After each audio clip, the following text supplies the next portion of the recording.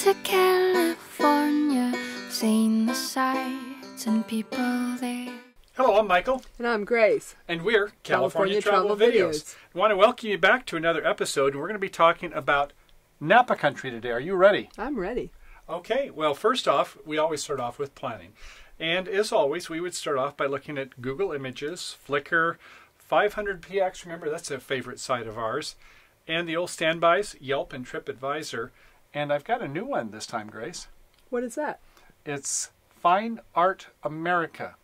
Now, normally when we go to some of our previous sites like the Golden Gate Bridge or to Olampali, Bernie Falls, some of those places, we hadn't thought about that, but they're a good site in terms of taking a look at some of the photos that other people have put up for sale and taking a look at what some of the fine art places are in Napa County.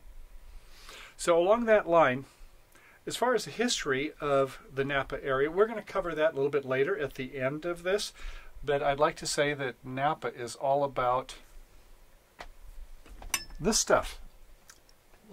Wine is a friend of ours. We can, and we can thank our other friends, Robin, who made us this special blend of mullein wine for the holidays with some spice that we warmed up a little to keep us warm. That's right, in the wintertime, even in California, not a bad idea. Good idea. But Napa Valley is certainly famous for wines, and so the Mediterranean climate, like you would find in Western Europe, is great in terms of having the right type of atmosphere, climate, the way the fog comes in the mornings and kisses the lovely crops, which you enjoy the fruit of the vine, don't you? We do, we do.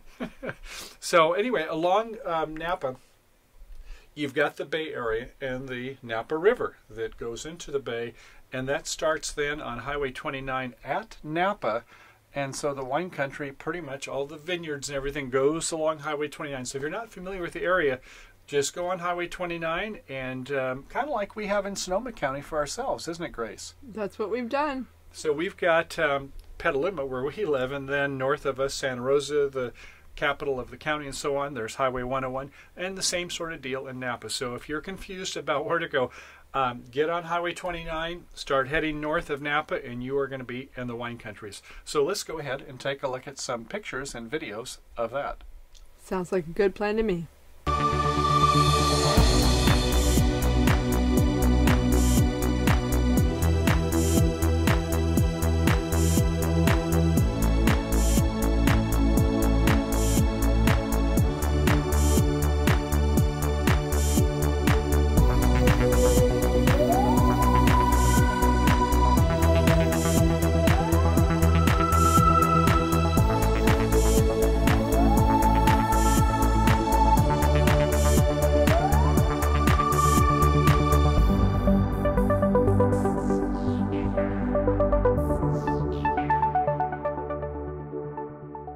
Going back a little to what you said regarding the art, we're excited to share with you, we do have an interview and a special segment with one of my favorite artists in the Napa Valley, Giselle.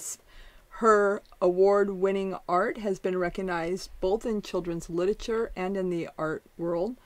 She has done a lot of different portraiture, a lot of watercolor, and we are the proud owners of some of that. So we're very happy to share with you an interview coming up with her in our video, this segment. Good. And just on that note is that I've found, and I think you have too, Grace, is that when we take a look at other artists, it can inspire us for our photos and videos. And so in terms of landscape and some of the other still life, I think it's been really great to take a look at the colors, the composition, the texture. Have you found that helpful? 100%. I love, and that's going back a little bit to Giselle. She is fantastic in her layers and her symmetry and her vanishing points and everything about her art I really enjoy a lot. We are here today with Jessel Miller in her studio in her creative spot with some of her wonderful work here in our Napa area, and Giselle's going to share with us and inspire us some wonderful places for landscape and photography and painting. Absolutely. I've been here for about 30 years, and what I do, when I originally started doing landscapes of the Napa Valley, I ended up doing exactly what I saw. And then I just started veering off. I did a group of children's books, which brought in the animated feeling of what I wanted to do, because just reflecting it, the photographer has the best. That's the best eye. But just to take it and then embellish on it and give it a little bit more oomph and color and push, that's what I started doing. And so these pieces are actually what I call dreamscapes of the Napa Valley. This was called Napa Valley Balloon, and it was in the Napa Valley Wine Auction when it started. And then there's a piece that I actually reflected almost exactly what I saw, which is called Catherine Hall Vineyard View. And it was actually originally done for Discover Channel. They sent their executives out. This was the actual view that I did, but I had to come in 2 months before and start it, and then go back that night and finish it, and it was exactly the same sky. So I was like, thank you, Lord, I got this done exactly right. Exactly. And then each of the executives got one of these as a giclée, and Discover Channel got the original. Well, it's absolutely stunning. And what I see is you use so much texture and so many layers. What are the things when you see a shot or a landscape that tell you this is where I need to paint? Well, you know, you can almost find beauty in everything that you're looking at. And so I'm teaching a class right now today where I'm actually having the artists take a little bit of this and a little bit of that and putting it all together to embellish and create. And that's kind of what I do. When I see a painting, there may be a fabulous barn, but then I want to put it in a different kind of landscape to make the colors work. So that's how I paint. And then there's Susan Hohen in the next room over, and she's exactly what she photographs. That's her vision, that's how she paints. So they almost are photographic, but they still have that hand. You can see the texture and the feeling of her brush strokes. Well, that's one of the things we were remarking about earlier is for you, you're fortunate that you have autumn 365 days a year. You know, you can make it happen by exactly. painting it, as opposed to the photographer who has to come in that season. And that's what Susan does. She comes during the fall. And here is your studio in beautiful Napa. Yep. And you can find her studio online. What's the web address? It's JesselGallery.com. And you can even email us if you're ever interested in coming, and it's JesselGallery@napanet.net. And we have seasonal visitors. We're open 7 days a week from 10 o'clock in the morning till whenever we're done in the evenings, usually 5 or 6 o'clock. And we do stay late. Well, how about we take a little look around and see some of this beautiful work? Yep. So this is a table that we always have. We're celebrating our 30th anniversary, if you can believe it. We're the oldest, largest gallery in the Napa Valley. And so these are pieces that I'm basically doing a little half-price sale. These are all giclées that my son does all the printing of. And we're making this special table just for this celebration. It's our wonderful anniversary starting in November. This might prove to be an expensive interview. Well, actually, you know what's interesting? From our very beginnings, we made the decision that things would be from $10 and up. So as most galleries, you'll walk in, you'll get this very straight, very simple white walls, the desk where the person is sitting at. This is different. This is my home, and I invite people into my home to experience. You can sit on the sofa. You don't have to buy anything, and you can spend $6 or $10 and buy a greeting card. Have that wonderful souvenir. Well, we definitely thank you for taking the time today. Absolutely. And we look forward to seeing more of your work online. Absolutely. So thank you, and hope you visit us at California Travel, and maybe we'll go hook up and do a ride one day. Hey, I'd love that. Sounds like fun to me.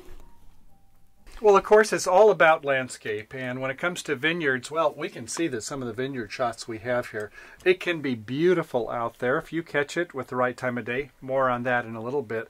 But the vineyards certainly offer us a lot, as we spoke about before, in terms of the texture, the color. Symmetry. Symmetry is a big deal. I think we'll see on some of our photos also. So there's a lot to see there, and without further ado, let's go ahead and take a look at some pictures and videos right now, including maybe something from our drones coming up.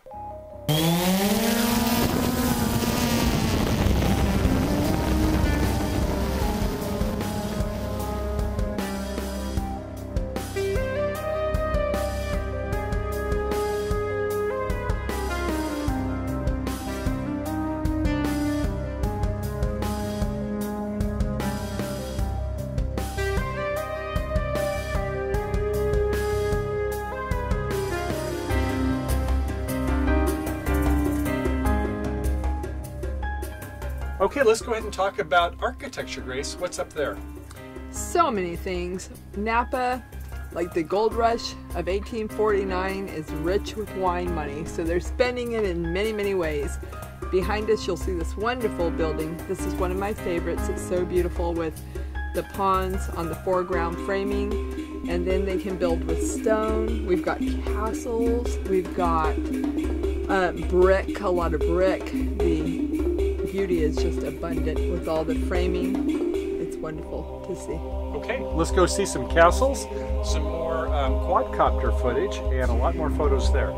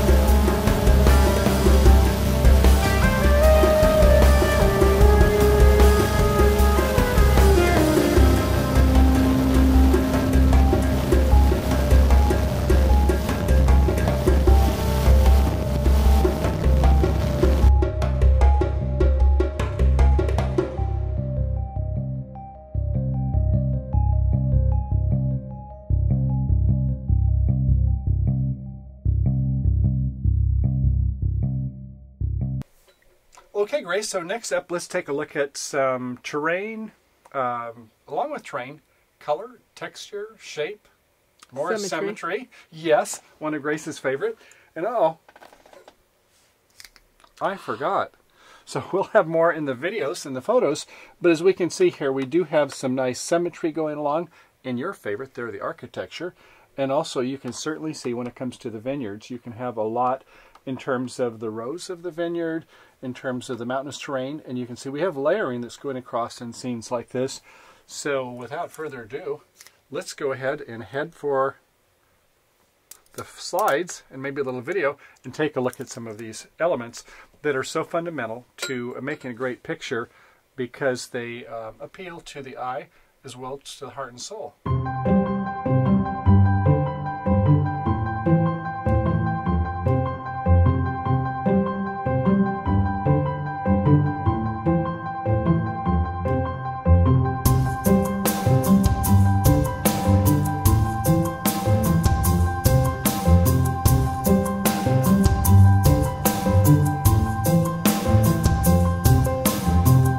Completes part 1 of our Napa show, and while Grace cools off for a short break, we will be back shortly with part 2, 3, and 4 with more photos and videos, including some exhilarating aerial footage of hot air balloons above the Napa Valley. So until our next show, as always, happy trails to you until we meet again.